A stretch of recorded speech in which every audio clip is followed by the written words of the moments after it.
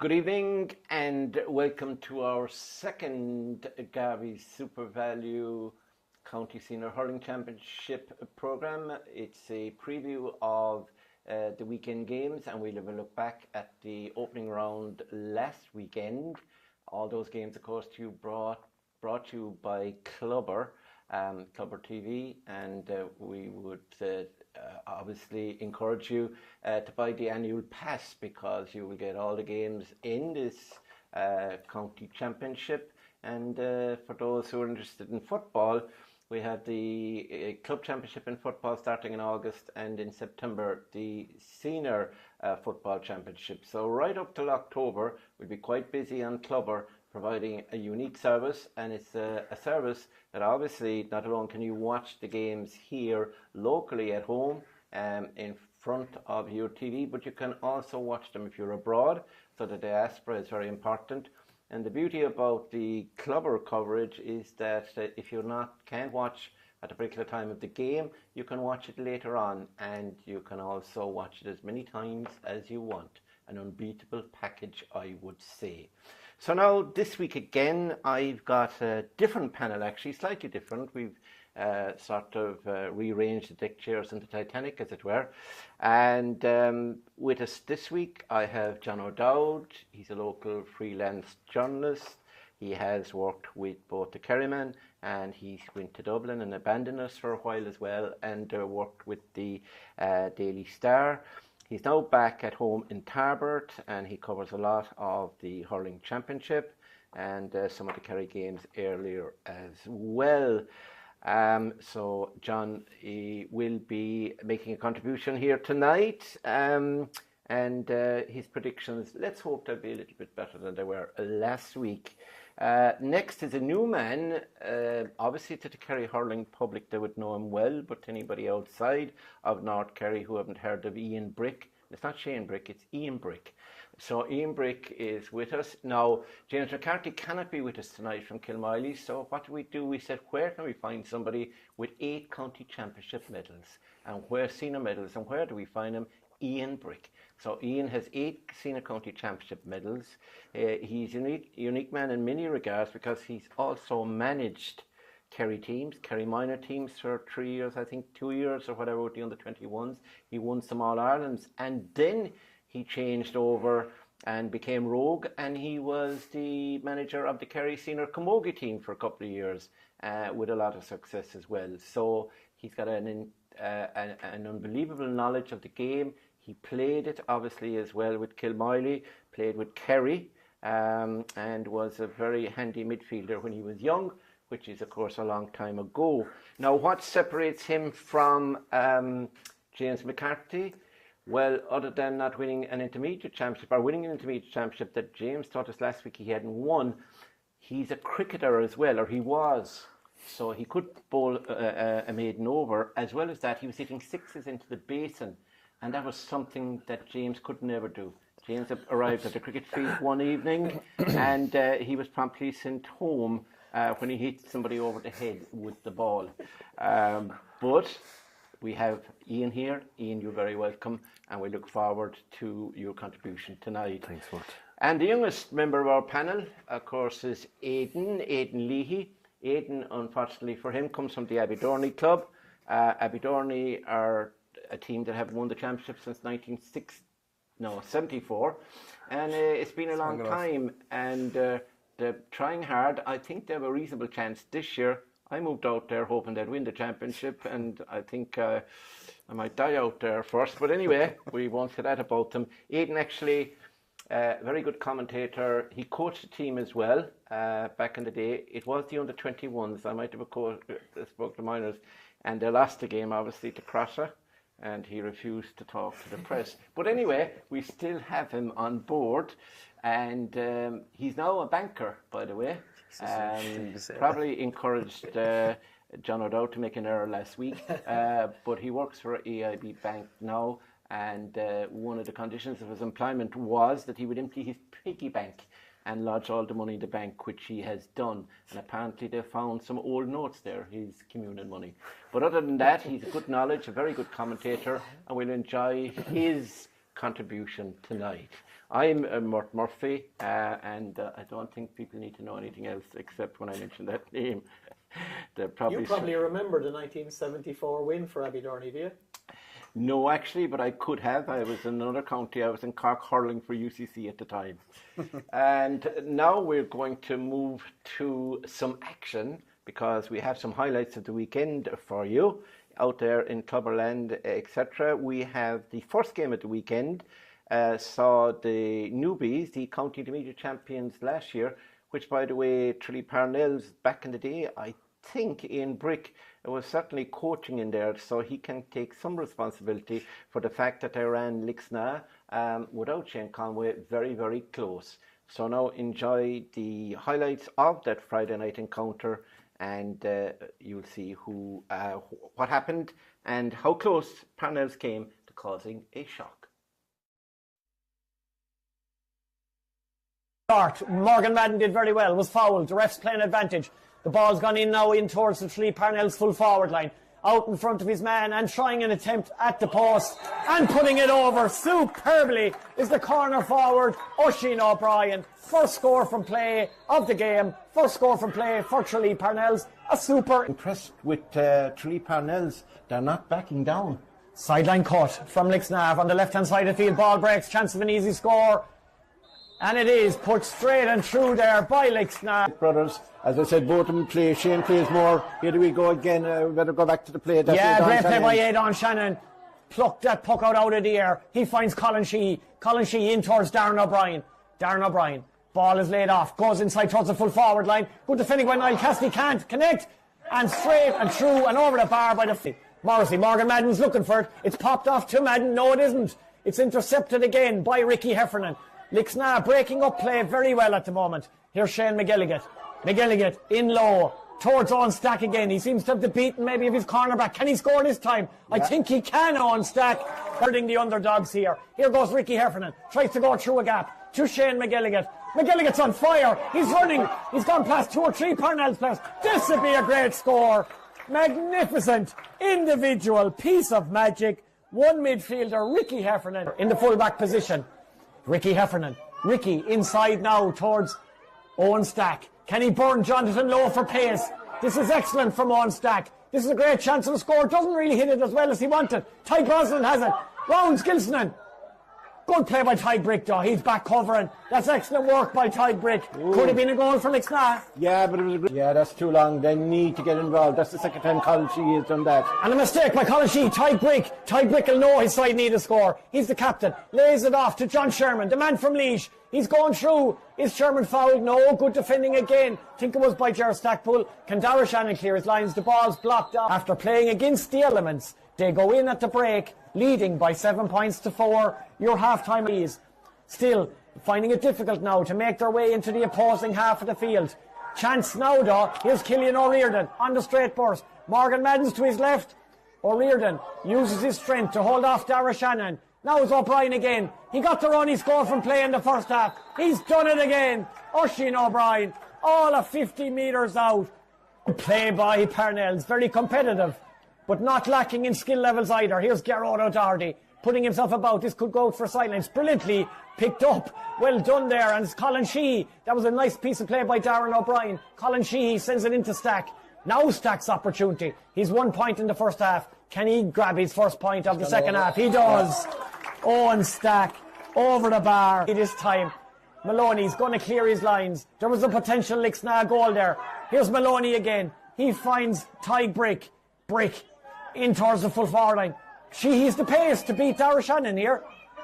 He does. Sheehy. He turns Dara Shannon. Can he score? I think he has scored. Eddie Sheehy. Are we in the verge of history? Oh, great take by Ricky Heffernan. Lays it back to Tom Foley. Tom Foley now. Chance of a score for Lixna. Has to be a score for Lixna. Colin Sheehy over the bar. That's... Oh, it's gone wide. Stackpool takes it quickly to Dara Shanahan. Dara Shanahan sends it in now towards Kelton Malloy. Malloy, good stick work, good control. Lays it back. Chance of a score here now. I think it's on Stack. On Stack, 45 metres. He's a chance of an equaliser on Stack. He gets the equaliser. Yeah. 48 minutes gone, 12 minutes to go. What can Lixna do? It's grabbed here by the cornerback. Darragh McGilligan lays it out to Jack Brosnan. Brosnan from about 60 metres. He hits it high, it's a through. That's a great score. Just when they needed experience at this level. Good man to get a score as well if the opportunity presents itself.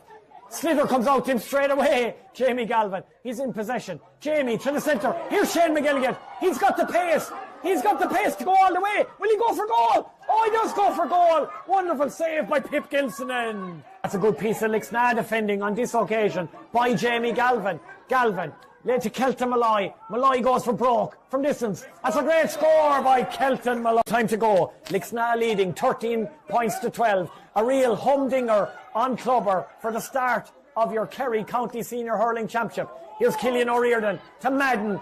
Powerful figure is Madden. He's going to go for the score from 60 metres. Morgan Madden. I think it's over the bar. There's still time for Tralee Parnells to pull this out of the fire. Oisin O'Brien, oh, it's intercepted by Dara Conway. Dara Conway to Jamie Galvin. Jamie from long range. That's Jamie Galvin. What a magnificent score. Everything else has been in their locker tonight. Here's big Shane Healy, the bearded wonder. Here he goes. He's on the burst. Will he go for goal? He does. Saved. Free in. Free in. Ref has given a free in. Shane Healy left.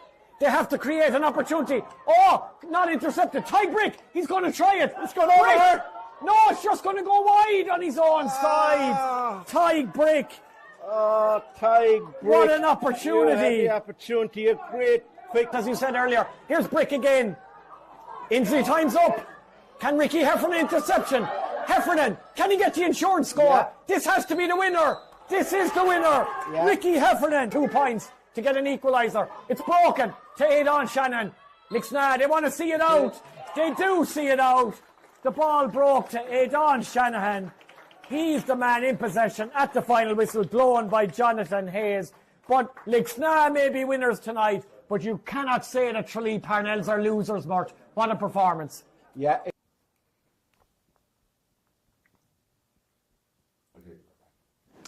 So there were the highlights of the first game of the weekend in the Garvey's Super Value Senior Hurling Championship, and one would have to say, based on what we've seen there, that Lixna got out of jail. Parnells had a lot of chances near the end there of at least getting a point out of the game, John.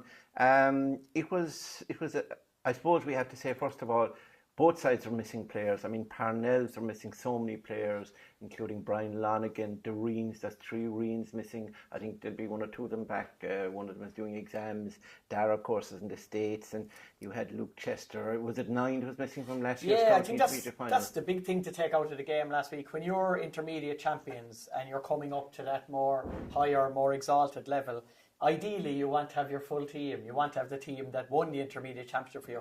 They were missing 9 starters from the team that beat St Brendan's in that intermediate final. I know Lixna were missing 6 from the county final against Crotta last year, including, of course, their talisman in Shane Conway and a few other big names like Conor O'Keefe and Jeremy McKenna, John Buckley, etc. But as Stephen Buttimer, the Tralee Parnells chairman, said to us before the game, their main aim on the night and probably for the whole championship was to be competitive. But you'd have to say they were a lot more than competitive. After 56 minutes, it was 13 points apiece. They were well in with a chance of winning that game. They had a goal chance at the end when Lixna were 1 or 2 points ahead. If that had gone in, it could have been a famous victory. But they certainly showed that they're very well capable of playing at this level. They did themselves proud. They would have went home on Friday night disappointed, actually, that they didn't win. Mm-hmm. Yeah. Ian, obviously, you would know a lot of probably of the Parnell players, or know some of them anyway, and you know the club. I think you've got your brother are involved with them, David. David, yeah. Yeah, David's involved with them, so you'd know the way they're thinking. Were they probably disappointed that they didn't, or were they pleased with the performance? Yeah, disappointment would have been the first reaction, I suppose, really, that like John said, I suppose that when they were missing so many, they probably didn't know what to expect. They would have seen Lixna obviously missing a few players, of course, and maybe saw some opportunity to at least give a good performance. And I think, look, overall, There's probably no team who will be very happy with their overall performance who played last weekend. But look, for the first game into the Senior Championship, it's a big step up, and they'd have to be somewhat pleased at the same time. There's plenty of room for improvement. I would say that some of the players will be very pleased with their own performances as well. Like Niall Cassidy did very well there at the back, and you look at your county players and our panelists like Tyg and Morgan, then that they'd be kind of the leaders, I suppose. So there's room for improvement. And the Doc, the Doc has been there for a while, and he's a great striker of the ball. The legs mightn't be as willing as the head is, but he's great striker of the ball, like you say, very good from frees obviously as well. He's certainly a role to play, and he's just one of many sweepers, I suppose, over the weekend who did well. Look, overall, Parnells will be disappointed, but plenty to take forward, I suppose, into the next couple of games. Yeah, and Aidan, I know you're going to be playing them next, and I say Abidon, you're going to be playing Parnells. Well, let's concentrate on your neighbours down the road, Lixna. I presume without the Conor O'Keefes and without the Shane Conways, they'll be happy enough to have got over the line, because they're invariably slow starters in the championship. They often lose a first game and then go on and might even reach semi-final or final. So how do you think they performed? I was surprised they got kind of embroiled in the way they did, because when I saw them in the County League, they looked like probably one of the fittest teams in the County League. So I expected them to be, fairly ready and up for it the last day. Now, I think from an Aberdeen point of view, we're quite happy not to be playing Parnells first, because it was always going to be really difficult. They were going to be really up for it. We've seen it a couple of years in a row there. We got Dr. Crokes in their first senior game, and it's really tough to play a team coming in with that bit of excitement and that bit of I suppose there's pressure on them to try and do themselves justice playing the first senior game in how many every years. So I'd say in the end of it, they were probably happy to get away with it, and I'd say Barry Hennessy has given them a fairly, especially with the fact that they have the break this week, I'd say they've had a fairly tough week so far training. I can see that continuing. I'd say he's going to give them a good test during that week off, which is probably what they need, I suppose, then heading into what's, I suppose, at the end of the day, you would be expecting Aberdeen, let's say, to beat Parnells, but like that after last Friday, it's not that easy.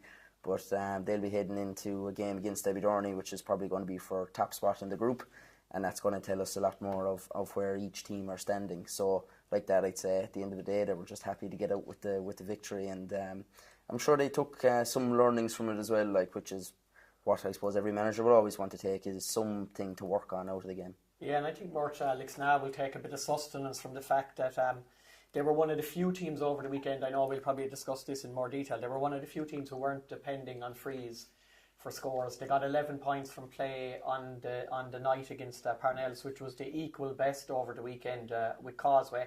And they'll be delighted with their bench, because really it was Kelton Malloy and Jamie Galvin who won them the game in the end. Yeah, and I suppose, Ian, to finish up on this game, Parnells wouldn't have that much on the bench, considering the number of players that are away. If they had a Darragh, well, obviously he'd be starting, or a Luke Chester. These lads, and Brian Lonigan in particular, who played with Kerry, they were huge losses with such a small panel in terms of experience. They have good minors coming up, and again, you know a lot about the club. Do you think that going forward, with the way the format is this year, regardless of what they do against Aberdeen, they'll still have a preliminary quarter-final to play, and that can only be good for them? Absolutely, yeah.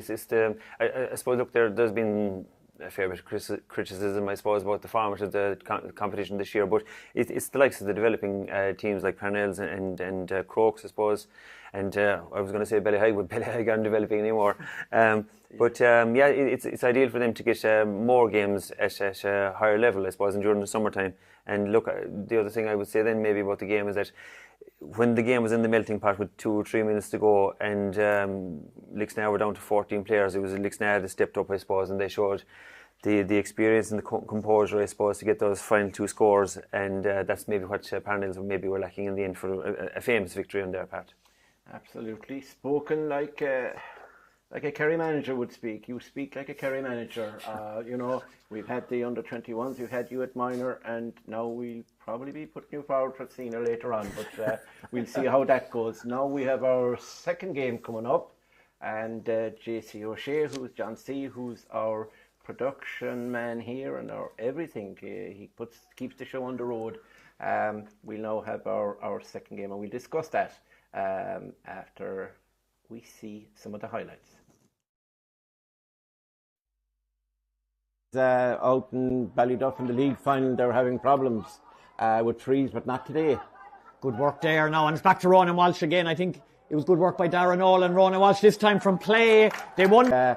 Ronan Walsh was involved with them last year, so he's a player that Kilmiley have a lot of faith in, that he's going to develop into a fine hurler, and he will. Good defending there by Dougie Fitzell, and the ball goes from Ronan Walsh, going to try an optimistic effort from a sensational angle.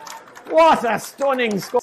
So I'm sure when he had 0 from 1 free, he got a message out to him: you better score or you'll get no supper tonight. Derek Corridan tries a long ranger. The wing back brought into... No, he's not. He's going short. Yeah, Colin Walsh plays it inside to the two-man full forward line. Inside there is Philip Lucid and big Eric Walsh. Eric Walsh, can he get a score off Conor Fitzell? Eric does well from a tight angle. An excellent score from... There's going to be 1 minute of added time onto the 30. We've 29 played as Ronan Walsh again gets away from Shamie O'Farnan. This could be another wonderful score. This is the Ronan Walsh versus Philip Lucid. On a score. Tomas Gaynor, good play from the Ballyheigue midfielder. Into big Eric Walsh again. Lovely pop pass by Guerin. Guerin has the pace to get away. There's a man to his left. Great defender by Flor McCarthy. Brilliant play by Graham Slattery can't get there. Is Dara Carney going to get there before Bobby O'Connor? David McCarthy tries to get, but that's good play by Dara Carney. The fullback, he's played very well. He finds Kieran Casey. The central fulcrum of the Ballyheigue defence has been excellent. Now Phelan O'Sullivan, he's going to try from about 80 metres. This could be the first score of the second half. Phelan O'Sullivan points. We've 40 minutes played here at Austin Stack Park, live and exclusive on Clubber TV. Here's big Michael Lean now. Michael Lean lays it off. That's a lovely pass to Shamie O'Farran up from the back. He takes on Flor McCarthy. He's fouled. O'Farran keeps going. Ref plays advantage initially. Sends it long in towards big Eric Walsh. What can Eric do? He goes up with the hand. The ball breaks. Michael Lean does have it. Can he get a score? He's been boxed up. Lays it back. Chance for Brian O'Riordan. What can Brian do from a tight angle? That's a wonderful score. Dougie. Now it's with Jordan Brick. Brick is going to send it long again. He does. This is a one-on-one battle inside. David McCarthy gets it into his hand. Lays it off quickly to Philip Mansell. Philip, will he send it back to David? No. He turns. He gets away from Dara Carney. This would be a wonderful score. Philip Mansell, what a score. From a tight. He's been everywhere. Walsh sends it long towards the full forward line. Well judged by Lucid. Inside Conor Fitzell. Great chance for Lucid from play. He must score. He does score. He's Donald Kennedy's marking him now. Here we go again. Tomas Gaynor sends a long ball in towards Philip Lucid. Philip Lucid under pressure this time from Dara Corridan. And Flor McCarthy is in there battling with Eric Walsh. Who's got the strength? Philip Lucid's got the skill. It's about, oh, great save, John B. O'Halloran. He went for goal. It wasn't about... They're not the usual Kilmiley that we see. I wonder events in America affected them in any way, but not taking away. Here comes Phelan O'Sullivan. Phelan, one brilliant point already in the first half. I think he's got another. An excellent score by Phelan. Oh, here's Liam Flaherty again. He takes on Phelan O'Sullivan. Liam Flaherty's making a bit of an impact over the last couple of minutes. Dangerous. He's got pace. He finds Philip Mansell. Philip's going to try and get in for a goal. Ball's played across. Who's going to get there? Kilmiley have it in their grasp. John Godley laid it off. What can they do? They know a point isn't enough for them, but they win a free. That's a free won by Kilmiley. This is the most important free of the day. I wonder, was he told by the referee that there's not going to be another play after this, that he didn't go for the point himself? The 33 minutes are up, 3 minutes have been played. He played it in short, but great defending by Ballyheigue. They've cleared their lines. The final whistle is blowing. Ballyheigue have done it. 16 points to 13. What a start to the championship. We had panels. So now there you've seen Ballyheigue cause a minor upset, let's call it like that, beating the Kilmiley, their neighbours, 16 to 13. A game that was very tight all through until the final 10 minutes when Ballyheigue just edged in front. I'll start this time with Ian, and I suppose it's fair to say, Ian, there was a number of players missing from Kilmoyley, and some of them were in America. Tough times, and hurling is not the most important thing, let's say, in Kilmoyley right now. Would I be correct? That's right, Mort. Yeah, it was a difficult week for I suppose the Mahoney family in particular, and the youngs that John Paul he fell ill, and yes, it's a difficult time. And just on behalf of the Kilmoyley Hurling Club, I just want to pass on our best wishes to John Paul's family and friends, I suppose, and during this very difficult time. And we're just thinking of them all. Yeah. Yeah, thanks, and we all echo that here on Clubber TV, and the support as well from the wider hurling community has been very, very notable and very well deserved. Now, talking about the game, I suppose Kilmoyley, I suppose Philip Melson's point was key. It put him in front, and after that, then they didn't. They were very dependent on Ronan Walsh. They didn't kick on, and it was Ballyheigue would be the hungrier side, wouldn't they? And they finished better. They did, absolutely, and they were fully deserved of their win, Mort, overall. Kilmoyley can't have any complaints about the result, absolutely not. It was unfortunate, I suppose, that the game really was a game of freeze, more or less. There wasn't any great flow to the game like some of the other games, but it was a close affair.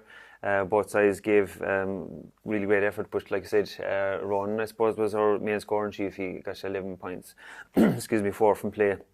And then we know other forwards to score, I suppose.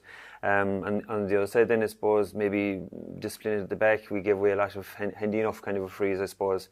So Philip Lucid obviously capitalised on all those in, and he was a big man then inside. Eric Walsh, he did a lot of damage holding up play, and he scored a good point himself. And look, I suppose that maybe they seem to be the more determined team. They haven't had a great amount of success, I suppose, I've seen over the last few years, but they've definitely been on the upper curve. And they had a nice style of play. They had good running with the ball, and they carried it well and drew a lot of fouls, I suppose, really. But and then you had Colin Walsh, I suppose, who was superb then in that sweeper role again. Yeah, Aidan, Colin Walsh, he really stood out. I know Philip Lucid would get the headlines with his free taking, but overall, scoring 12 points or whatever he did, Colin was crucial, and he's been injured most of the year. Came back at the end of Kerry's campaign in the Joe Mac, and he really has brought it on to another level. His distribution, his reading of the game. He's ideal for that role, wearing number 15 back there, and he continued on in the second half doing it. He might have joined the attack about once in the entire hour. He played well, didn't he? Yeah, like I suppose it's a close call between himself and Michael Lean as which one of them is their most important player, and they probably are both very important in two different ways. Like from a point of view of the skill and everything that Colin brings to it, like he's obviously, I suppose, looking at him, they're the opposites physically, I suppose, that kind of way. Michael's the physical presence then. Colin is like hugely important. We've always seen it all the way through. He's been the most important player in pretty much every team he's ever played on, really, like underage for Ballyheigue. The skill he has is excellent. There was always a fear that he wouldn't be able to bring it to senior with the physicality, but it doesn't matter a jot to him. Like, he's super, and like that +1 role is where we've been talking about all weekend. Like, every team is playing it realistically.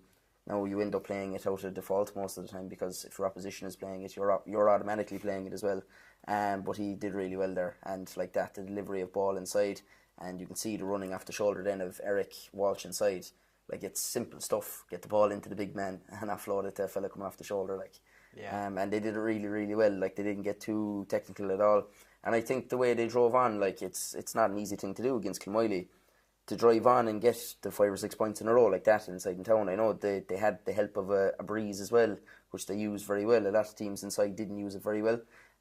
So it's a huge win. Like, I don't think it's been overestimated how big a win it is for Ballyheigue to beat Kilmoyley in town. Like, that's massive for them. Like, the only other win they had was in the last, let's say, this generation of players, was the Lixna win there 2 or 3 years ago. Like, it's huge for them to win that, and they'll be able to most likely follow that up with another win, which is bigger again. So it's going to set them on the way to heading into a quarter final with a bit of confidence, which they haven't really had for a long time, and be interesting to see what they can do with that behind them. Yeah, John, Ballyhigh had a lot of wides too. First half I think they had 4 and they had almost double that in the second half, so they missed a lot. Now Kilmiley had a number of wides in the second half as well, but overall, do you think that the players, say, who were in with Kerry, Shamie Foran was in, Derek Carney, they're all young players. Obviously we had the 2 boys that Aidan mentioned, Michael Lean and Colin Walsh. So, and Phelan O'Sullivan was there at midfield. He fired over 2 mighty points. Brendan's son, the manager's son. Ballyhigh are a team that you wouldn't want to underestimate. Yeah, they were fantastic. You'd have to say, as Ian put it there, like they totally deserved a victory. Now, on the one hand, Kilmiley probably weren't overly surprised that they struggled up front. They looked at it beforehand and said Daniel Collins and Mossy Connor are missing. They're our 2 best forwards, probably, simple as that. We're missing Paddy O'Connor's energy around the middle of the field or the half-forward line as well. We're missing Coleman Savage's physicality at full back. So from John Myler and Maurice Mernan's perspective, the biggest thing that would have disappointed them was the over-reliance on Rowan and Walsh up front. Like, none of the other 5 forwards scored on the day, which would be a disappointment, because when fellas are missing, big names are missing, the other players have to go and seize the responsibility and deliver instead. And only Rowan and Walsh did it from a Kilmiley perspective. And I suppose something that might have been missing as well, a huge turning point, and we mentioned Michael Leahy there.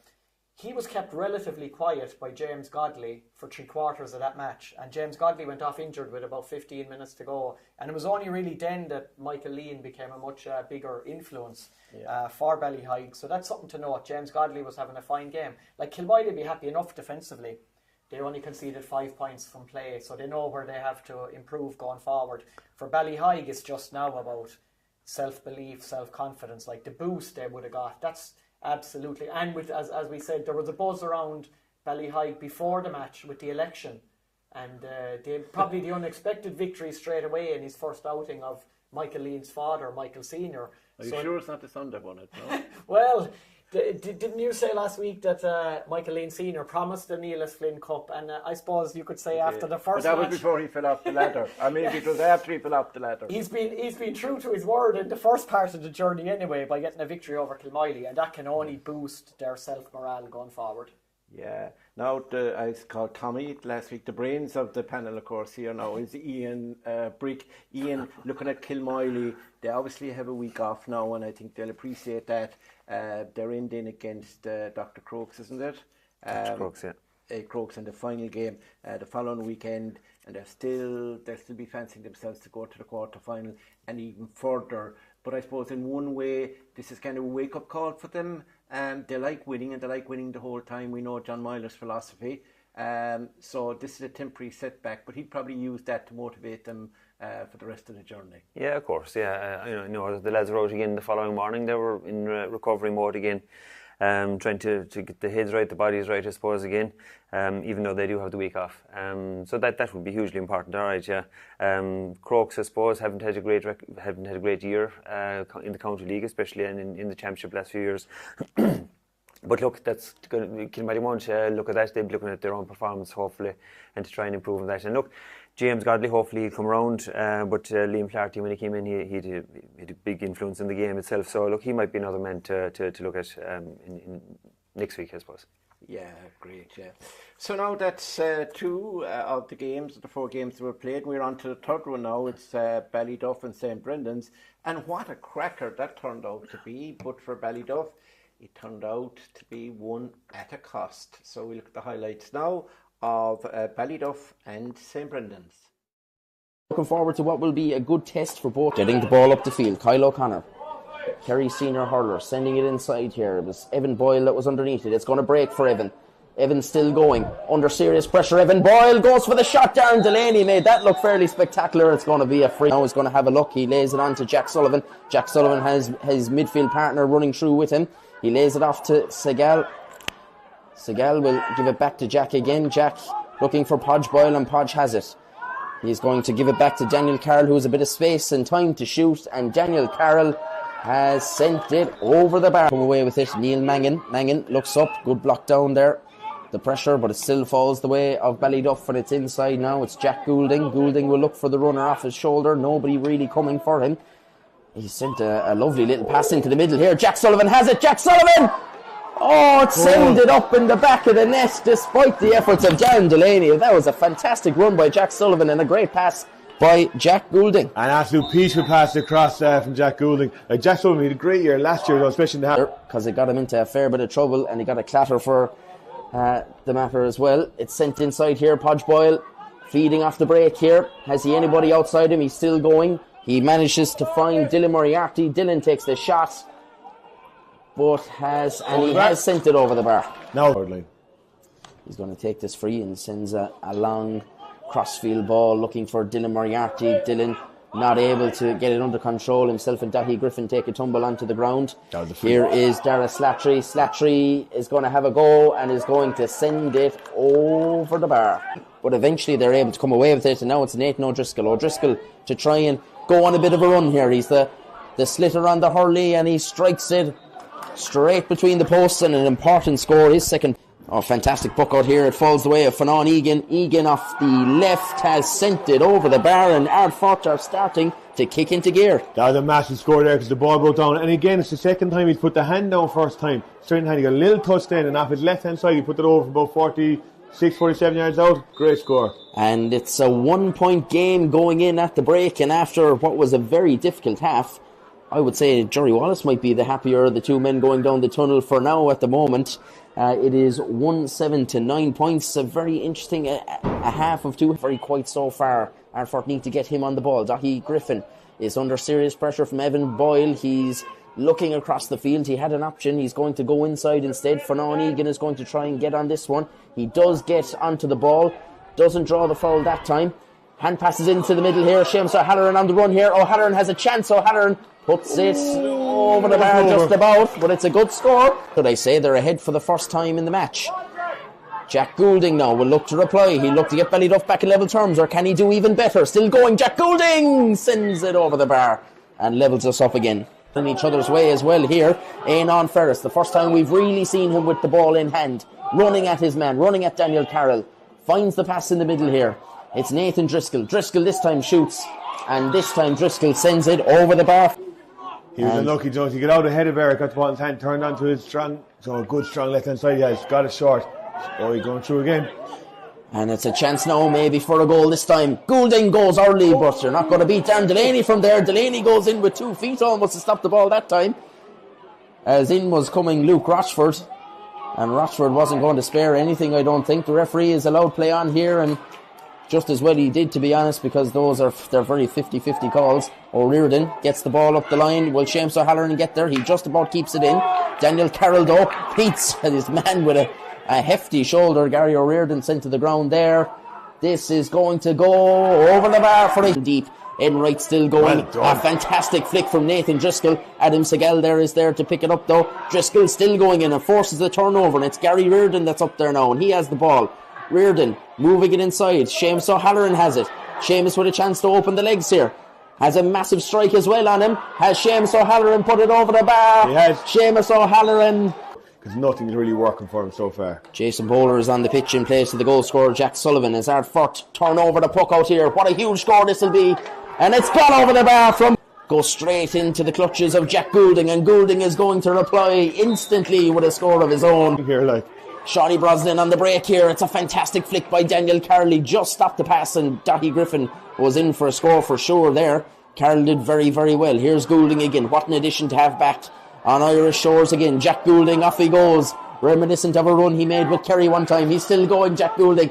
Will he have a better finish this time? Far 65. It's a good belt. Has he the accuracy for on? It's dropping on the goal mouth and it's flicked away.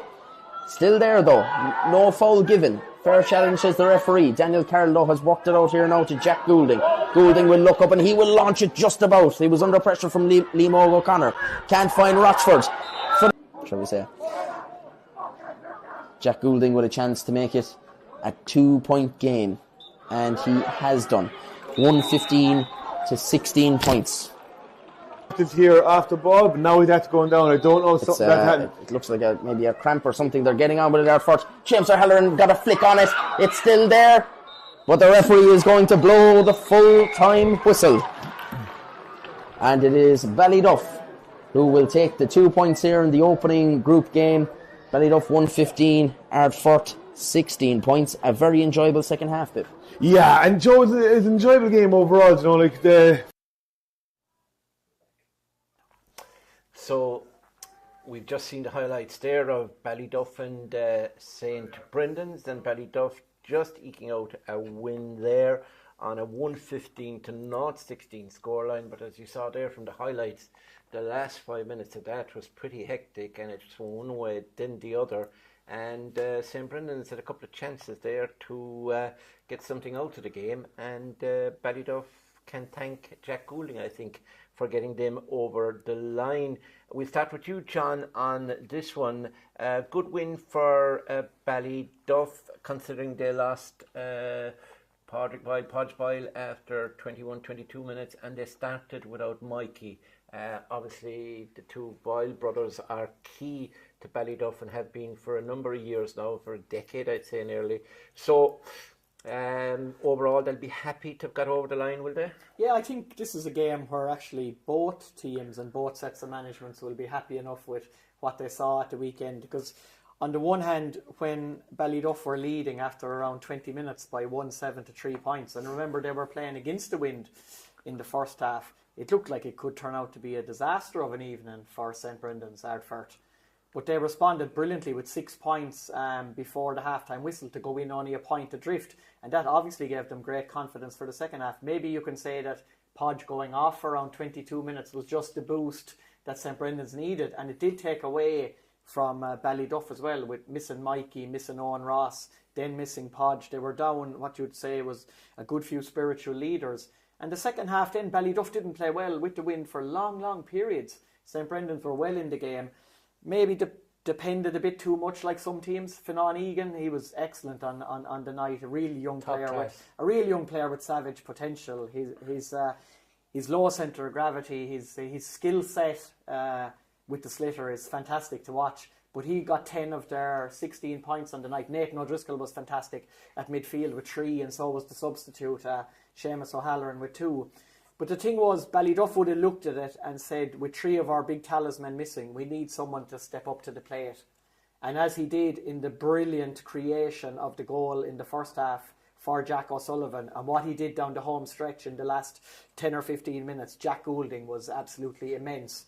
When they needed a leader, he was that leader, and that will give him great confidence. Well, obviously he's been living in London for a good couple of seasons there. Now he's still there, but he's commuting over now for this championship.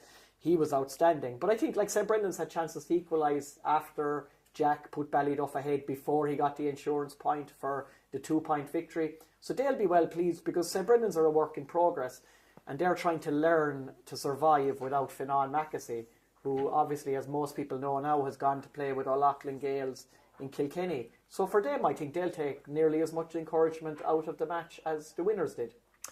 Ian, looking at Brendan's up front and looking at Finan Egan, obviously having a son playing yourself, you know that, and you remember obviously John, who was playing at centre-back and had a very good game, but everywhere you saw John when young Finan was only 9 years of age, he was pucking the ball around.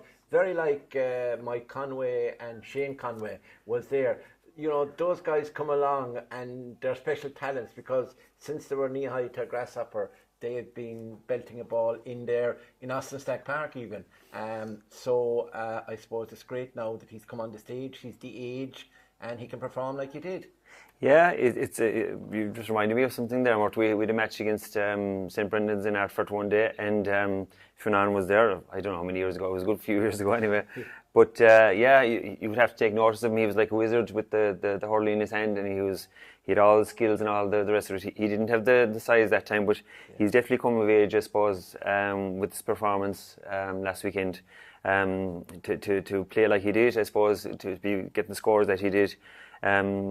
And I suppose it is a lot of responsibility for a young lad, but he certainly took it on. But you had, what's his name, Seamus O'Halloran came on and also did very well for St Brendan's there, another young player.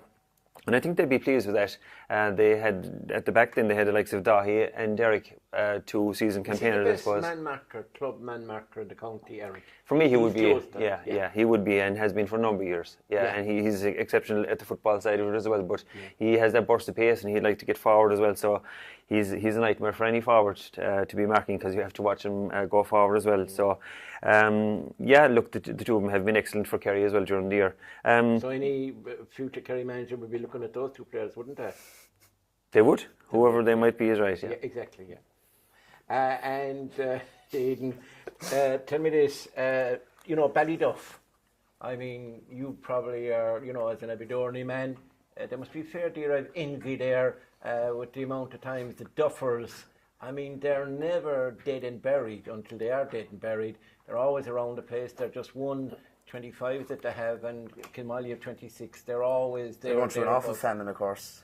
Yeah, an awful famine of about 7 years. Yeah, it's 2017 since they won it last, which isn't as great as the famine. Although looking at you, I don't think there's any famine in your life. Aidan, tell me this: what did you think of Ballyduff?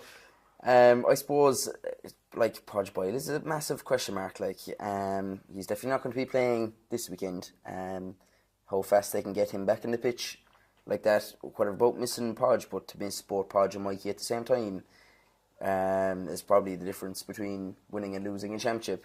But Kevin Goulding played very well in that sweeper role, as we call it. Dara Slattery played quite well, and Jack Sullivan in the middle, and then obviously Jack Goulding. I suppose the man that everyone will want to see them getting more out of is Evan Boyle.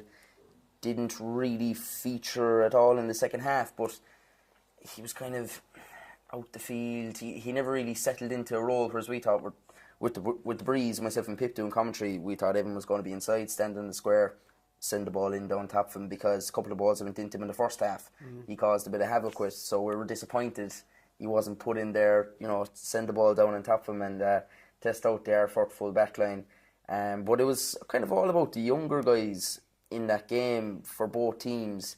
Like, we were always kind of looking to see what Kyle O'Connor can do, Dara Slattery, and then for Ardfort, I thought it was like, it's all about the young guys with Ardfort. Like Tom O'Flaherty and Gary Reardon were very, they stood out. Let's say they made their presence known on the pitch for young guys.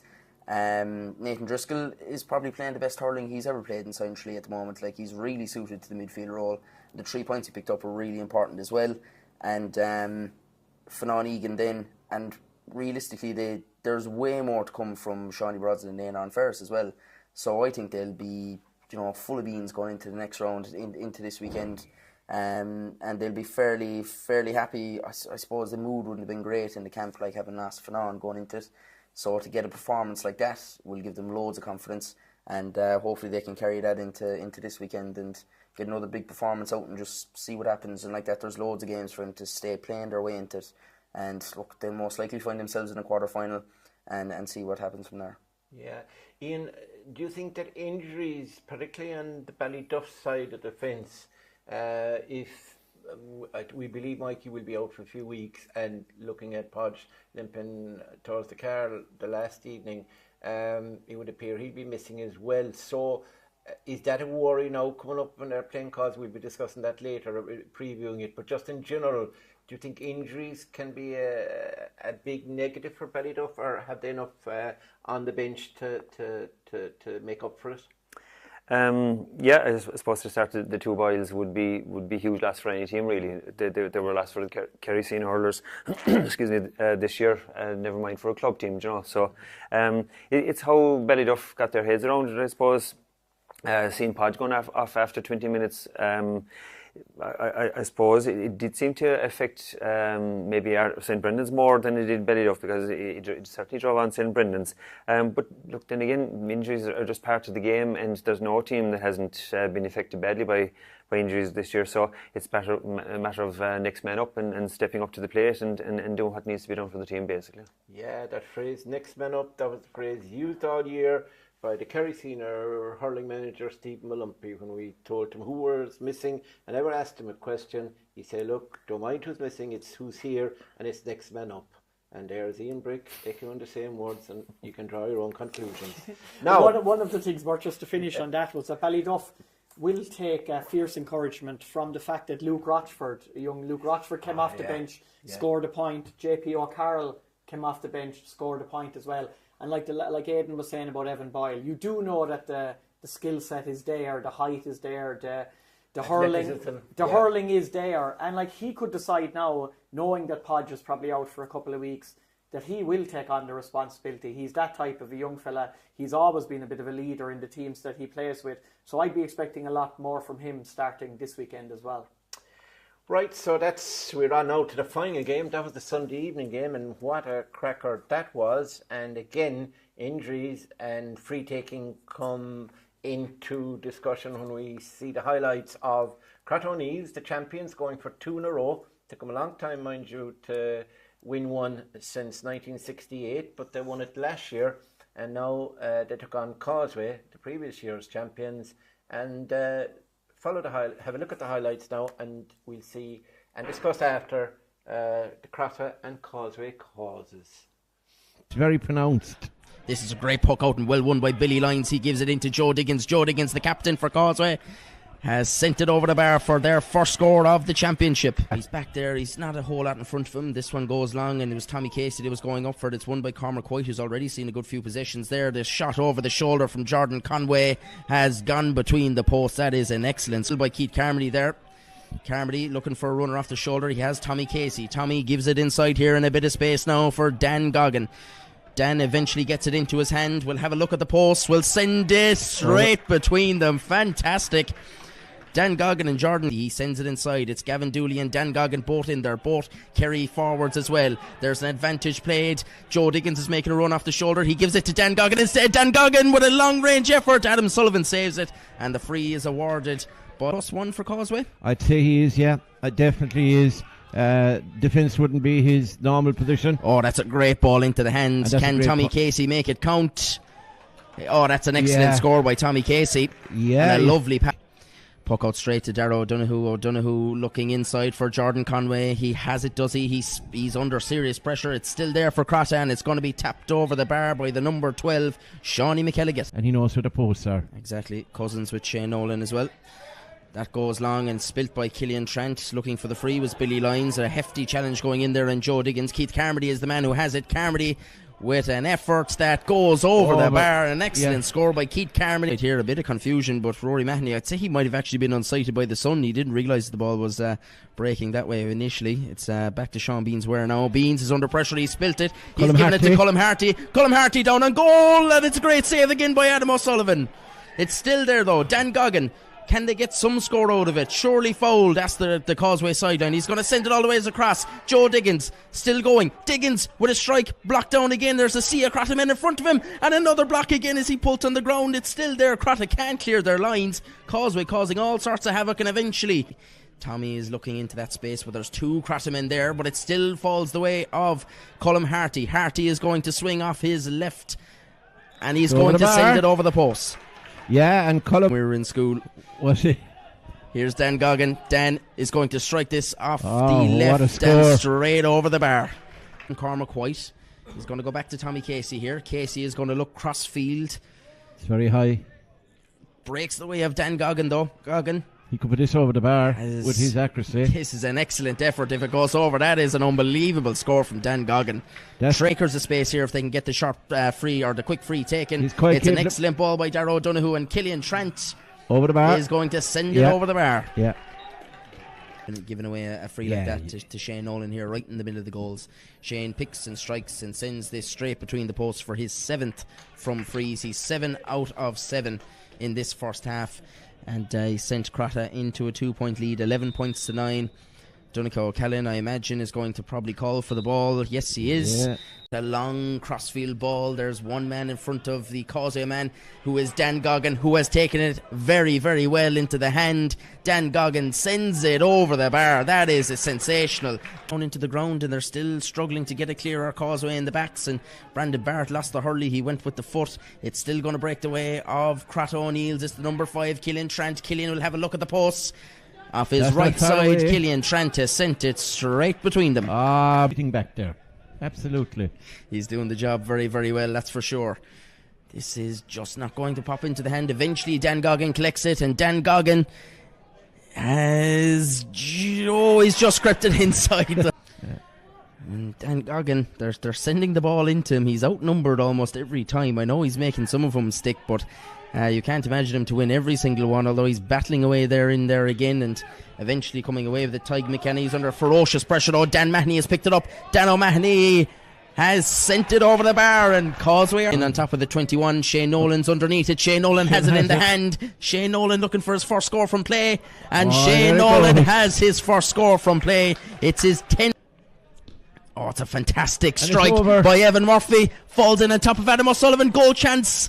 They can't make it count. Dan Goggin on the rebound. He got a fair bit of Keith Carmody's hand as well in the process. Yeah, he's gone back to say breaks sorry away about of Shane Nolan. Shane Nolan on the run here now. Has Jordan Conway inside. He'll find Jordan. Chance to finish it here. Jordan Conway finds the back of the net. And most probably the 2 points Crotta will want to start off this championship campaign. Yeah, that ends all dreams. This will be Tiger Woods. Almost on his own 45. That is some belt of a ball. It's gone over the bar. That has gone all the ways over the bar from Shane Nolan. Incredible score. This stage missing, as Shane Nolan has an effort here from plays, sent it cross field to Jordan Conway. It's a great ball. Conway on the run here. There's Declan Donoghue inside. Oh, Conway went from fair distance. John Mike Dooley was equal to it. Evan Murphy trying to get across to Declan Donoghue. Donoghue is carried it out. Writing next to his name on the programme, which is a candidate, but I think there's another candidate probably in the backs for Crotta, as Tommy Casey has an effort here. It's over the bar. Tommy has put it over the bar for Causeway, 15 points. The scoreline probably much bigger than, on reflection, I suppose the last 10 minutes is when Crotta really pulled away. So we had the county champions making a successful start, opening round win there over Causeway. In the fairness to Causeway, it was that goal chance probably they had from Evan Murphy's sideline cut. If that had gone in, it could have been a different game. And obviously, Crotta, Shane Nolan had an outstanding game.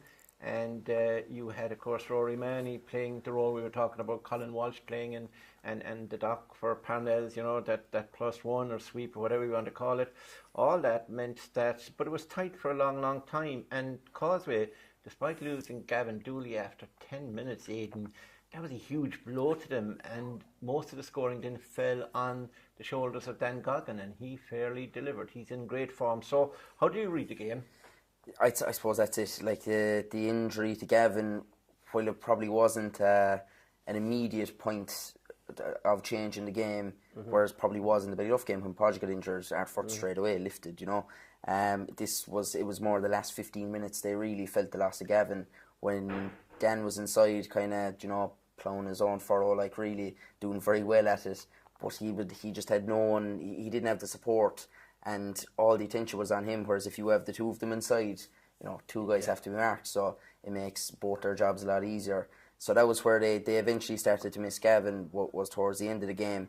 But I suppose the fouls they gave away, like when you think of it, Shane Nolan getting, was it 13 from frees, I think, or 12 from frees or 13. Like Jordan Conway drew so many fouls as well. Like Jordan and Shane drew a lot of fouls in very scoreable positions.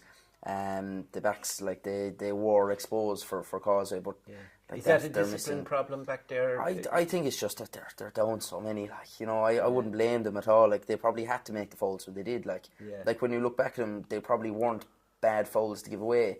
They just had no choice. They're so caught out. Like we were talking so much about it when we were trying to think of replacements for Mursh and Jason. The first man we thought of was Anthony Feely. Then we learned on the day that Anthony isn't going to be playing. So, and then to lose Jardine again. So, like they're very exposed now at the back, just numbers wise. So that's probably the difficulty there, and they just don't have the strength and depth that they probably once did in that regard. But Crotta, I suppose, just really professional. I suppose in the end, the puck outs, Killian Trent winning long puck outs, pushed up wing forward, made a huge difference. And that goal then was the deciding factor. Causeway created 3 or 4 goal chances, couldn't take one. Crotta created one and took it. So That's kind of the difference. It's the difference, yeah.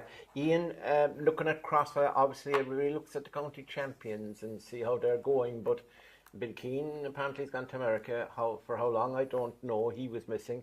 Sean McGrath, who had a great league final against Kilmiley, as you know, and you saw them probably against Kilmiley, and they were impressive enough that night, although Kilmiley came right back to within a point and indeed could have got something out of it, but didn't. Do you think they're as strong as last year, or is it too early to tell? Oh, it is. It's definitely too early to tell. They had a really good league campaign. They finished top of the table. They had a superb semi-final against Ballyduff. It was 6 goals they got, I think. Jordan Conway getting 3 of them. So there's huge room for improvement. They were exceptional against Kilmiley in that county league final for the first 20 minutes. And it wasn't even that they took their foot off the pedal. They almost they were the masters of their own decline because they just a bit poor passing and poor decision making. They left Kilmiley back into the game. But I suppose the one thing that winning the championship and winning the county league now back to back will give them certainly plenty of confidence, especially their younger players. They, again, like that, it's a panel game now. I'm not sure how many they had lined out the last day, but every fellow is going to gain huge confidence from last year. Saying that, I suppose losing Gavin Dooley was a big loss because, like Aidan said, and Adam Sullivan made 2 really exceptional saves early in the game, or the first half anyway. Yeah. So look, it could have been closer, but I think Crossy will get better, I suppose, as the campaign goes on. Like I said, maybe about the players who are heading away, that has to be seen yet. But look, maybe the injury to Beans might be a factor as well down the road. And it'll certainly be interesting, but Cross will be happy 119 is decent scoring against the good Causeway side too. Yeah, and John, Causeway, if you look at them, they have Anthony Feely definitely to come back in. They've obviously lost, we'd say, Geraldine probably for now, and Gavin Dooley. But also you have Paul McGrath, who was suspended for this game. I think he was sent off in the quarterfinal last year, then you serve it in your opening championship game of this year. So Paul will be back. But Tommy Casey has returned. He missed last year completely. And that's a good half-back line, Evan Murphy, Keith Carmody and Tommy Casey. But I worry about them up front. Colm Harty's had better games. Obviously, he's moving to the veteran stage, but he's very fit, and obviously you don't give him room, because if he gets by you and he's not tackled or hooked or whatever, he can punish you. So really up front at the moment, it's Dan Goggin. I remember meeting John Mike Dooley on the way out. He's saying maybe I might have to come out field some goals. Now John is around Mike Dooley. He's definitely older than Ian Brick, and he's not. He's not. He's not. You're that old. All right. Nearly as old as you were. 50. So yeah, you're only a couple of years after free travel. So, but yeah, John, what do you think? How can they solve? I think at the back they'll sort things out. But up front, I'd be worried about them if Gavin Dooley isn't around. Yeah, I suppose a big issue for Causeway now, with the loss of so many players, especially, like you say, at the back, the Murish Delaney's, the Jason Digginses, and now you've lost one of your marquee forwards in Gavin Dooley up front. I suppose they'd love to have Brandon Barrett, who could play in 2 positions. Yeah. They'd like him to be able to play. He has a broken finger or a thumb or something. They'd probably like Brandon to be able to play at the back. I know he did a bit of the +1 role as well at times of the game last weekend, but they'd probably love him now to be able to go in, maybe centre forward or full forward or somewhere, to give a good dig out to the likes of Colm Harty and Dan Goggin. Like Dan Goggin, you'd have to say, is probably player of the weekend, even though he finished on the losing team, because he got 5 points from play. And nobody did as much as that in an individual contribution over the weekend. So his battle this weekend with Kyle O'Connor, I know we'll be going on to that in the while for the previews. That'll be a mouth-watering tussle between the two of them. 2 very pacey, skillful, low centre of gravity hurlers. That'll be fantastic. The thing with Causeway, though, they have experience, Mort. They have a fine manager in Stephen Goggin. Like he's been around the block. He knows what it's like. He knows this group of players really, really well. I think another man who would like to manage Kerry. Potentially. I suppose we'd have to ask the man himself when we get the next opportunity to talk to him. But yeah, he has been mentioned in dispatches as a very creditable candidate alongside others who are not too far away from us this evening. So that remains to be seen. Aidan Leahy has that remains to be seen what the county board do over the next few weeks and months. But yeah, you'd never be writing off Causeway. Like, they're champions 2 years ago. They are down bodies at the moment. But then again, most teams are. And like, we didn't even mention there, Crotta are without Barry Mahoney for the whole championship. And like we say, are they better than last year? And it's too early to tell. But any team is going to miss Barry Mahoney as well. Right, so that's a wrap on last weekend's action, the opening round. And despite the fact of some people's, I suppose, abhorrence might be too strong a word, but certainly dubious they were of this championship with the format. It appears that the extra games are going to do teams well. A lot of they'll improve a lot from the games. And the other thing, I suppose, is that it gives teams like Parnells and Crokes and other teams a chance to sample the big time without too much jeopardy, and they still have a preliminary round to go if that's where they're going to end up. So overall, the games were tight. There was no sort of hammering got by anybody. And all the games were nearly decided in the last 10, some of them in the last 5, and even some of them in added time. So it was an interesting opening weekend, and we are here kindly thanks to Breed McElligott in the John Mitchell's fabulous upstairs meeting room here. We're looking out at Castlemaine Mountains behind us. They have a robot out cutting their pitch, and if he comes in here, we're in trouble. Because we'll have to move doing the carpet. There's enough cutting going on in here, I'd say. We live another robot. We need another robot. Yeah, we don't need another robot. They've got me. Yeah, so that's the end of the look back, but we're going to be looking forward at the fixtures at the weekend. And remember, they're all live on Clubber. So on Clubber TV, get your annual pass or buy the individual games whichever way you want it, but you're going to be busy for the rest of the year watching, and we're doing these previews on Wednesdays, looking forward and looking back. So it's a good package, and I'd urge you to get involved, whether you're here locally or abroad. And some of the players, obviously, there's so many abroad, there should be a good few subscriptions, because a lot of the lads, there's nine from one club gone, I think, or 8. So yeah, that's what's happening. So we're on now to the previews of next weekend's fixtures, and we're starting on Friday night. And on Friday night we have Ballyhaig against Crokes. And just to make sure that he will be honest and upfront with us, I'm going to give that game to Ian, because he loves Ballyhaig. He walks in Banna. If you follow him on Instagram, himself and his dog are absolute heroes. Or, if he was on TikTok, he had 1 million followers. The beautiful Bannistrand. Sometimes it's lonely Bannistrand from Kilmiley lose, but most of the time they're winning. So it's a good Bannistrand. So, and Ballyhaig. Banna is officially claimed now for Kilmiley, isn't it? Yeah. That won't cause any trouble. And just to add that he doesn't walk Ballyhaig Beach that much, because that's where the hurlers are. Ian, Ballyhaig and Crokes, I suppose, look, let's be honest, Crokes are going to give it everything. They're determined, they're organised. Patty O'Connor has done a great job with them. But the fact that Charlie Keating, who started to carry on the 20 team and was brilliant last year in the Hurling Championship with them, is not playing with them, that's a huge blow. It is, yeah, and like I said, they haven't had a great County League campaign, but I suppose a bit like Parnells, when you're heading into your first championship game, you just have to be open-minded, I suppose. Now, Crokes are there a couple of years, but they're still relatively new to the County Championship setup. I think they're still looking for their first senior County Championship win, are they? I think they are, yeah. I think, yeah. So, look, they've a lot to play for. They'll obviously, you'd imagine that they're going to be very fit. At times, I suppose their hurling can let them down, but they will be certainly fit. They'll give it plenty. Once Ballyhaig aren't complacent, which I don't think they will be, they'll be very focused now after last weekend. You'd imagine Ballyhaig should come out on top. But look, the championship, I suppose, it throws up the odd surprise, but I can't see a surprise here, to be honest. Yeah. Yeah, Aidan, you have Mark Heffernan, who takes the frees. You have Conor Hare from Portumna, He'd be experienced. And then the locals, you've Diarmuid Quirk, you've Tom Doyle. They were Kerry Senior panelists this year, and Nathaniel Donsell.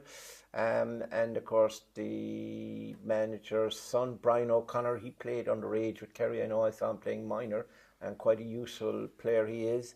Michael Lennon, of course, is a fabulous player, but he hasn't been blessed with fitness the whole time because he's been injured.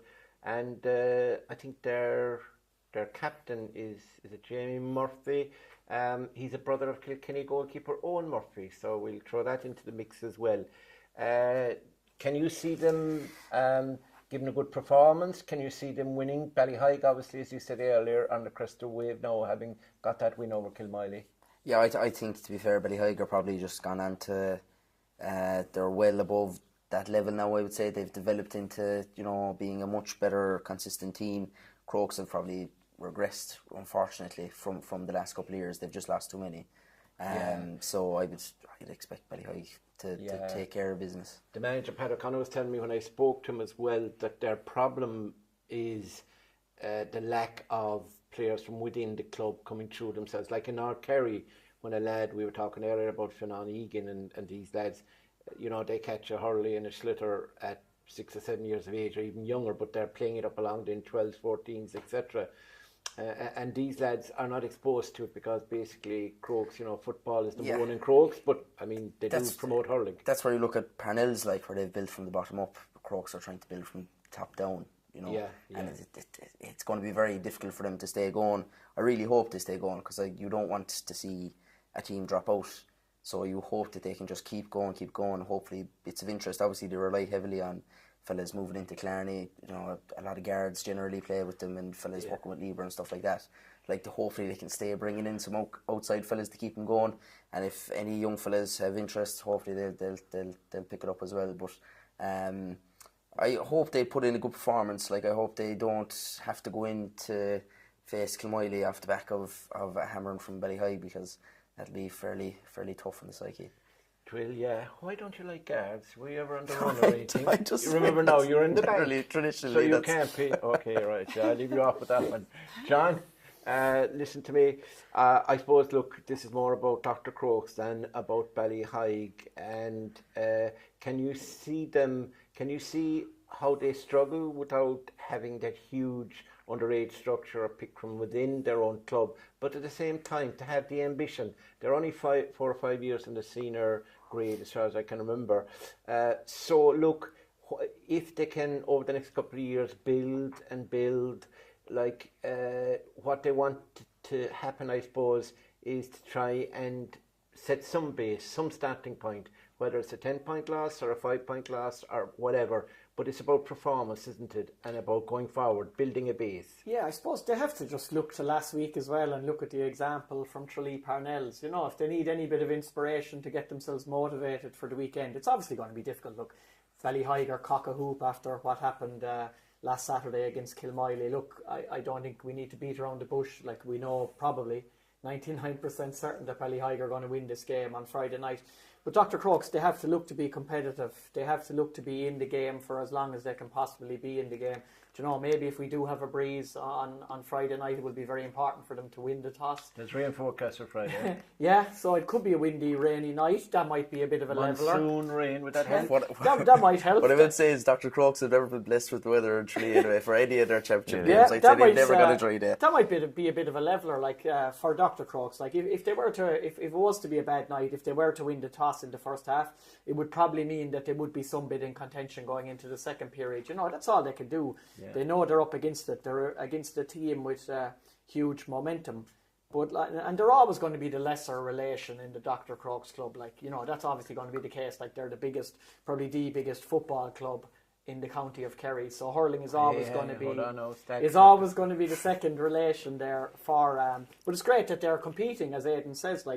It's why we have a 10-team championship, is because of Dr. Crokes and Tralee Parnell's. Take them away and you've just got the 8 of the teams who are playing against each other all the time, So I think what will be interesting for this game is just where will the Ballyhaig play Colin Walsh this week?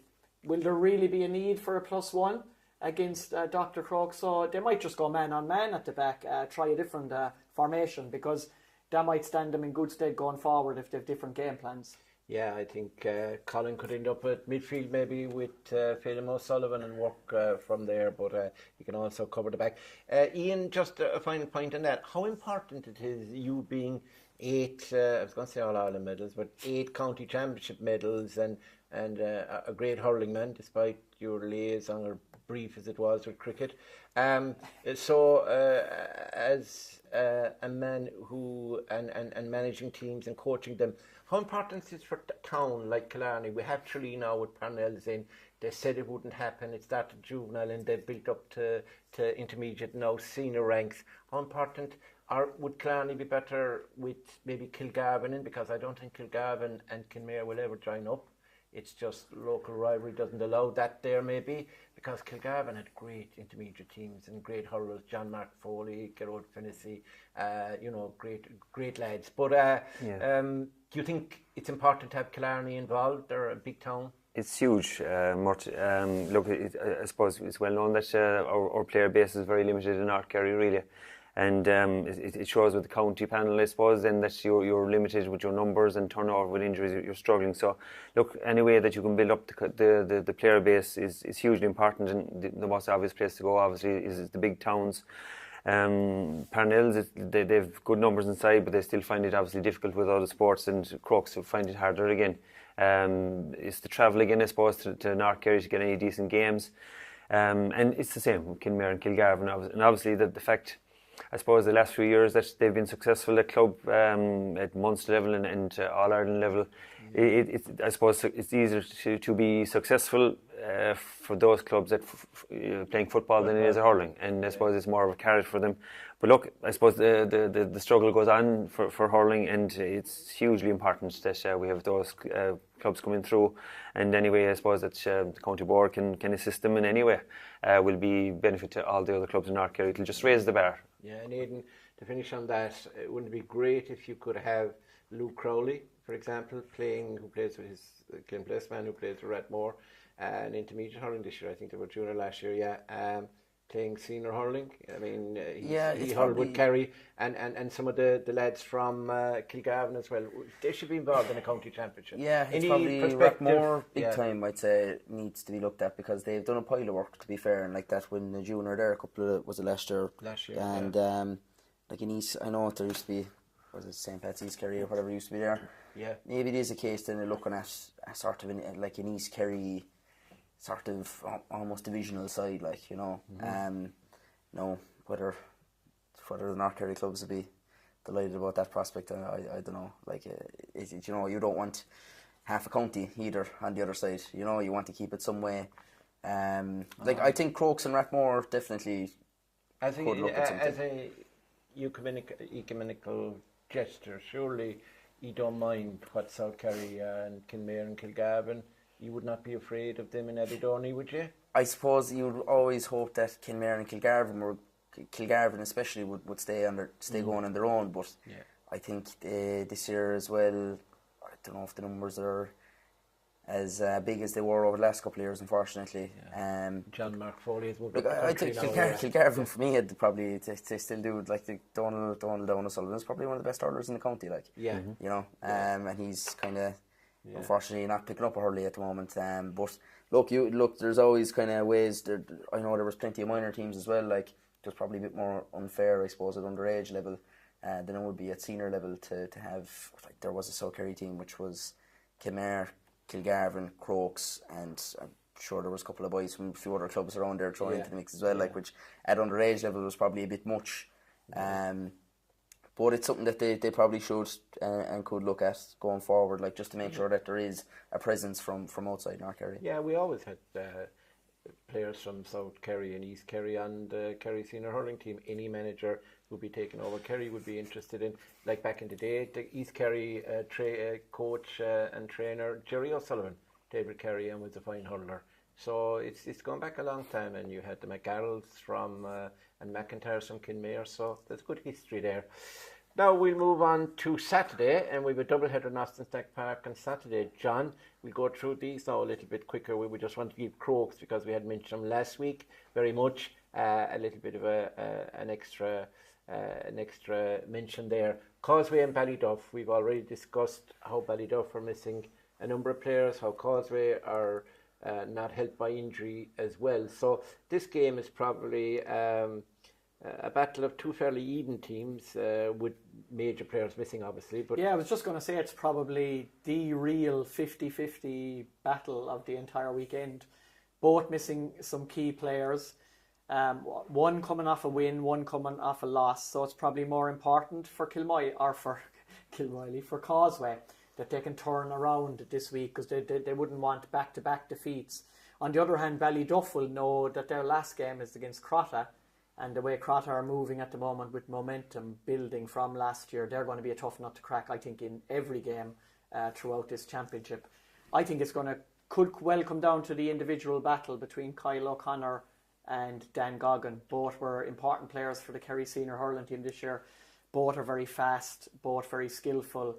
That could be a fascinating tussle, because obviously with Dan Goggin's 5 points from play last week for Causeway, if Ballyduff succeed in putting the shackles on him, you'd be wondering where the score is going to come from for Causeway with Gavin Dooley out. Colin Harty will obviously have to up his game from last weekend, but he's more than capable of doing that. I think Ballyduff might just shade it, but that's not with any great degree of certainty, and you'd have to say that Causeway will be giving it everything to avoid successive defeats. You can make any Freudian slips on this panel, but mentioning Kilmiley and Causeway in one sentence is one that cannot be made. Am I right, Ian? Oh, look, I suppose you could easily make that mistake, John, so look. Thanks, Ian. Right, Causeway and Ballyduff, Ian. Yeah, an interesting game. Like John said, I suppose, unfortunately, injuries are going to play a huge part in the game, which is a pity so early in the championship. But Ballyduff probably have a little bit more momentum, the fact that they won their first game. And yeah, Jack Golding will be a factor, I suppose, for Ballyduff, and then you have Dan Goggin. So maybe whichever defence can cope better with those forwards. I think Tommy Barrett, I suppose, has got a major part of a game under his belt now, so he'd be a good addition for the Causeway defence there. I probably would just go maybe 1 or 2 points for Ballyduff to come through, maybe, I think. Yeah, and you, Aidan, Paul McGrath looks like he'll be back. The suspension is up anyway, providing he's fit enough to play. Not too sure what the story is with Anthony Feely. Geraldine will probably be gone, as will Gavin Dooley. So if they got Anthony Feely back, I don't think he's going to be. From what I've heard, anyway, Anthony won't be there for any of maybe not even a quarter final. Right, okay. So, yeah. You have the inside line. But Tommy Barrett came on and did very well. And so did the Leahy, Kieran Leahy, was it? Kieran, yeah. Yeah. So how do you think you'll go? I think, like I sat here last week and said the Causeway were probably very close to winning the championship, and you sat there then after Sunday and you're probably thinking, Jesus, it's over, like, you know, after losing Gavin and Jord as well, like, because the cover at the back is so sparse. But look, it's against Ballyduff. They're going to be majorly up for it because they are backs against the walls. It's when they're at their best, really, is when they're cornered in a situation like this. They're playing Ballyduff. Stephen Goggin's going to have them lifting for what can take to the pitch. They will be lifting. I do think Ballyduff it could be similar to the Crotta game, where the last 10 minutes Ballyduff just pull away because Causeway won't have the depth in the panel to stay with them. Kieran and Tommy, you'd imagine, should be starting in the absence of all the rest of the injuries. I think Mort Murphy is someone they really need to have back as well, because like his experience, and he's really, really fit as well. Like, you know, for a fellow who's played for so long, you throw him on there, like, he does a job. Like, they need a guy like him, even if it's to come off the bench for the last 15 minutes. He's important to have back as well. They definitely need Paul McGrath back. They need everyone they can get back, let's face it. Killian Dooley could come in as well. Killian, a fine man to pick up a few points as well, in fairness to him. You mean he drinks? No, in fairness, he scores few as well. All right. Yeah. No, but that's it. Like, it's all the guys, let's say, fellas who wouldn't have major championship experience will probably get chances. You know, hopefully it's not a case of more injuries on the Causeway side, but there will be guys probably, they won't be debuts, but they'll be playing games whereby they probably wouldn't have much time in town before. They'll be really up against it. I think they'll give a really good showing for maybe 45 minutes, but the injuries, what they're missing are just hell in the end. I think Ballyduff. So you're going for Ballyduff? Yeah, I think Ballyduff will win. It took a long time to tell me that, but thanks anyhow for your skillful analysis. Right, the next one at 7:30 is St Brendan's against the champions Crater O'Neill's. John, St Brendan's, obviously we spoke about Finan Egan already, we spoke about Eric Lean, Leahy at the back, you know, the performance at midfield by Nathan O'Driscoll. Finan Horgan was in there from the start. He played very well. I wonder will Darren Deneen come back. What the story is with him, I have no idea. I have no update on that. But and then Crater, of course, without Sean McGrath and Bill Keane not around, I would say. How do you see this one going? You'd imagine St Brendan's might bring Shamie O'Halloran now into the starting team after the way he played the last day. They'll need to give more support to Finan Egan up front. That will include Iernan Ferris, Sean Brosnan, Graham Horn as well, who's like a fine player on his day. Like, they'll all need to contribute a bit more on the scoring front if St Brendan's are to win this one. I do think Crater will probably still have the edge. Shane Nolan is so reliable, and like there will be a certain amount of frees, and you can nearly bet your bottom dollar that he will convert the vast majority of them. Like Jordan Conway is flying at the moment. If he does get goal opportunities, he's arguably one of, if not the best finisher in the county when it comes to raising the green flag. And they're just so very solid at the back, Mort. Like, even without Sean McGrath last day, even without Bill Keane, Keane's could be missing though. He's a loss. Yeah, they have a strong panel as well, though. And it's just in general, you know, when you're on a winning momentum, when the pendulum is swinging in your favour, and you've got the added self-confidence of being there and doing it, which they did last year, winning that County League final a couple of weeks ago against Kilmiley when it came right down to the wire. Do you know, usually victories are followed by more victories, and I still think that'll be the case for Crater this weekend. They can edge it, but St Brendan's again will be hoping for a similar performance to what they produced against Ballyduff. Yeah, that's fair going, John. Ian, what do you think about St Brendan's and Crater? Would you be a Crater man here in terms of you think they could win it? Just about. I think I'd have to go along with what John has said there, really. It will be interesting to see how Crater cope with the back without Beans. He's been the season campaigner with them for years and years. Always very reliable. So, look, his influence will be a big loss for them. On the other side, then Finan Egan, who did exceptionally well last weekend, he'll be numbered now as well, I suppose. And Crater they are good at the back, so if they can look after Finan, I suppose they'll go a long way towards keeping their scoring threat down. It should be a good game. I think St Brendan's will run it very close. Like the exceptional backs again, like I mentioned Eric and Leahy before. But Crater, I think, will want to keep on winning. They're getting into that habit now, and they want to stay winning. Again, there's only going to be a couple of points in it, I think, for Crater. Yeah, Killian Trent, you like Adam O'Sullivan's long puck outs beyond the halfway line to the number 10 slot, we'll call it, and there Killian Trent will move up after every wide or whatever, move in there, and I'm sure the cause they will have noted that, and we'll put somebody there like Tommy Casey or... Ardfort, it's too late for Causeway to do it, I suppose. Sorry, yeah. But I expect Ardfort to be a lot more wise to that. They're usually they're very clever, like team. They always have been very clever tactically. I don't know, is it the football or something like that? But they're always well set up. They always know what they're doing. I think they'll definitely have seen it. And like, I just can't understand how it kept being a 1-on-1 against Causeway. You know, you'd imagine it should at least be the wing forward should be following Killian anyway, and there should be another defender there. But they have to keep an eye on that. I think they will. They generally do set up quite well. They're fairly rigid in the back as well. If Darren is back fit, it's a huge boost for them, even if he's only there to finish the game. I think if they can up it anyway, they'll give a real good account of themselves. It's my draw of the week anyway, so I can go for a draw on it. But I do think they can give a good account. And Crater, just if, let's say, they mightn't risk Beans if there's any niggle there. I don't think they're going to risk Sean McGrath if he was in a boot last week. So they might just catch him out, I think. Yeah. Maybe. The man who I Draw game. introduced in the panel as the most sort of outgoing and ferocious of the whole lot of my predictors, he goes for a draw. I mean, if you same last weekend, if you sit that long on the fence, we'll have to bring some Sudocrem for you. It's crazy, Carry on.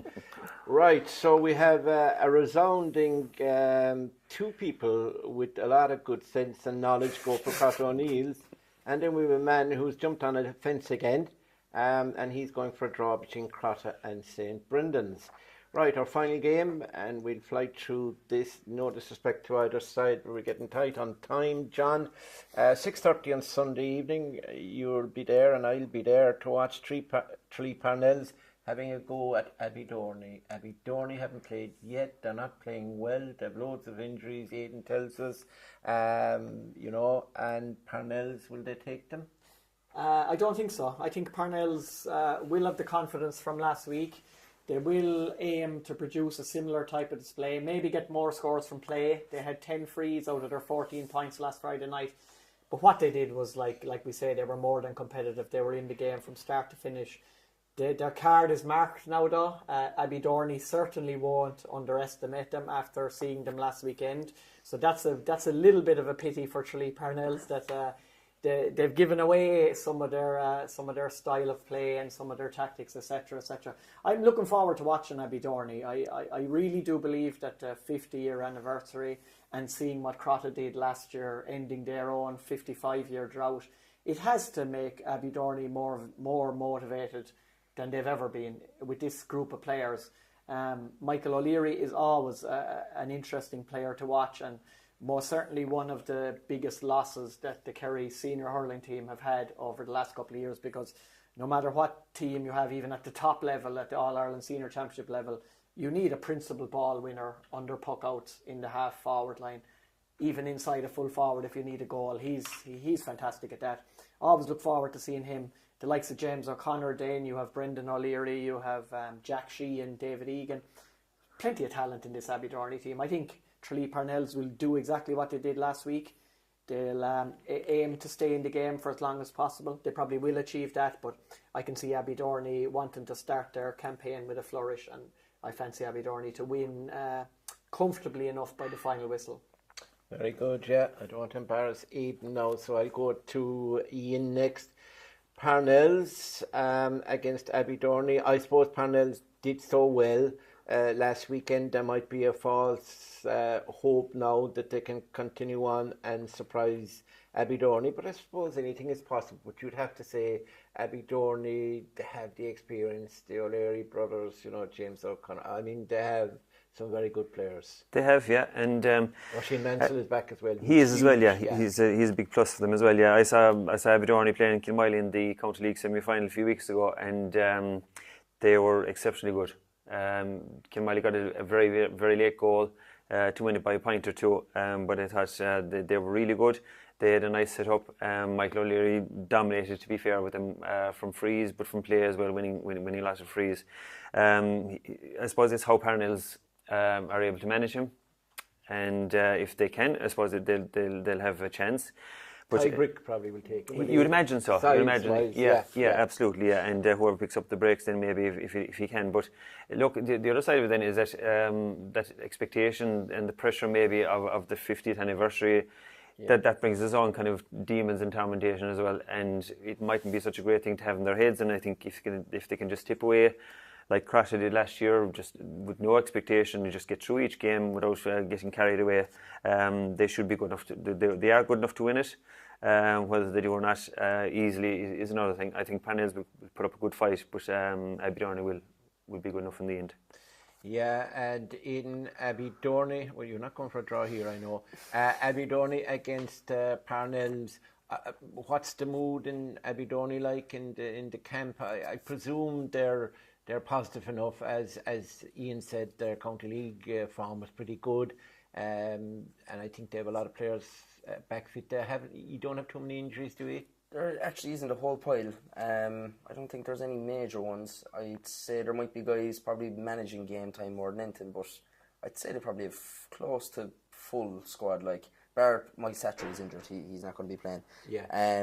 I'd say they're more just excited to get going. Really, they're a bit anxious to get going. I'd say But the week off is fairly helpful just to get fellas right and all that, and probably a chance to get an extra challenge game or something like that as well. So I'd say they're just looking forward to it. Let's say the guys will know each other very well. We actually, let's say, joined up minor a couple of years ago, so a lot of the boys know their opposition fairly well.